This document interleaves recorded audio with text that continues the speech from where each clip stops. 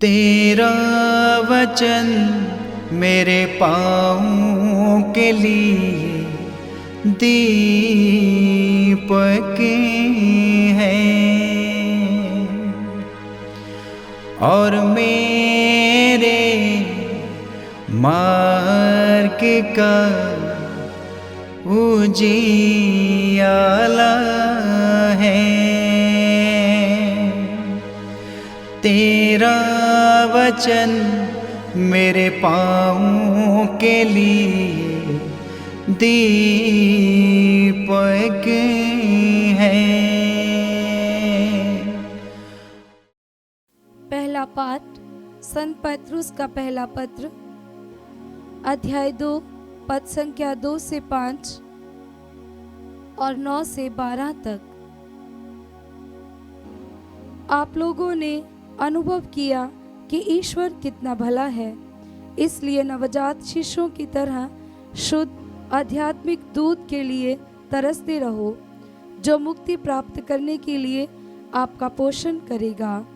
प्रभु वह जीवंत पत्थर है जिसे मनुष्यों ने तो बेकार समझकर निकाल दिया, किंतु जो ईश्वर द्वारा चुना हुआ और उसकी दृष्टि में मूल्यवान है। उनके पास आइए और जीवंत पत्थरों का आध्यात्मिक भवन बन जाइए। इस प्रकार आप पवित्र याजक वर्ग बनकर ऐसे आध्यात्मिक बलिदान चढ़ा सकेंगे जो यीशु मसीह द्वारा ईश्वर को ग्रहण होंगे। आप लोग चुने हुए वंश, राजकीय याजक वर्ग, पवित्र राष्ट्र तथा ईश्वर की निजी प्रजा हैं, जिससे आप उसके महान कार्यों का बखान करें, जो आप लोगों को अंधकार में से निकालकर अपनी अलौकिक ज्योति में बुला लाया है। पहले आप प्रजा नहीं थे, अब आप ईश्वर की प्रजा हैं। पहले आप कृपा से वंचित थे, अब आप उसके कृपा पात्र हैं। प्यारे भाइयों, आप परदेसी और प्रवासी हैं, इसलिए मैं आपसे अनुरोध करता हूँ कि आप अपनी शारीरिक वासनाओं का दमन करें, जो आत्मा के विरुद्ध संघर्ष करती है। गैर यहूदियों के बीच आप लोगों का आचरण निर्दोष हो। इस प्रकार जो अब आपको कुकर्मी कहकर आपकी निंदा करते हैं, वे आपके सत्य कार्यों को देखकर ईश्वर के आगमन के दिन उसकी स्तुति करें। ये प्रभु की वाणी है। ईश्वर को धन्यवाद। भजन अनुवाक्य। उल्लास के गीत गाते हुए उसके सामने उपस्थित हो जाओ। उल्लास के गीत गाते हुए उसके सामने उपस्थित हो जाओ। हे समस्त पृथ्वी, प्रभु की स्तुति करो, आनंद के साथ प्रभु की सेवा करो। उल्लास के गीत गाते हुए उसके सामने उपस्थित हो जाओ। अनुवाक्य।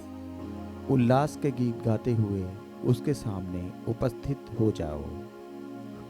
ये जान लो कि वही ईश्वर है, उसी ने हमको बनाया है, हम उसी के हैं, हम उसकी प्रजा, उसके चारगाह की भेड़ें हैं।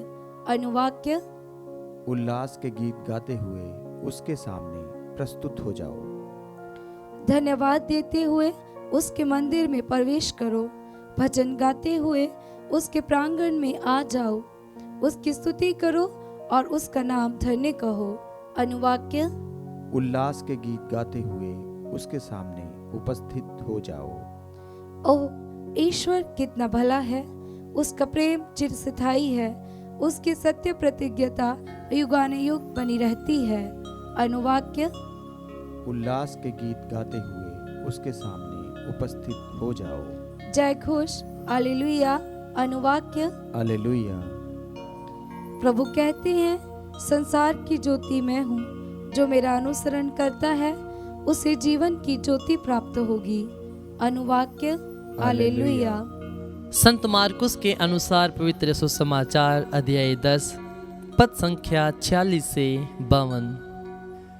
जब यीशु अपने शिष्यों तथा एक विशाल जनसमूह के साथ यरीको से निकल रहे थे, तो तिमियुस का बेटा बर्तिमियुस एक अंधा भिखारी सड़क के किनारे बैठा हुआ था।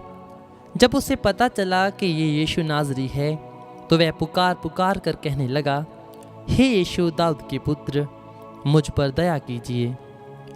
यीशु ने रुक कर कहा, उसे बुलाओ।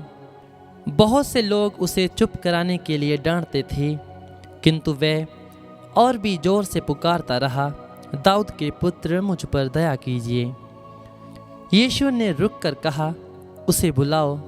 लोगों ने यह कहकर अंधे को बुलाया, ढारस रखो, उठो, वह तुम्हें बुला रहे हैं।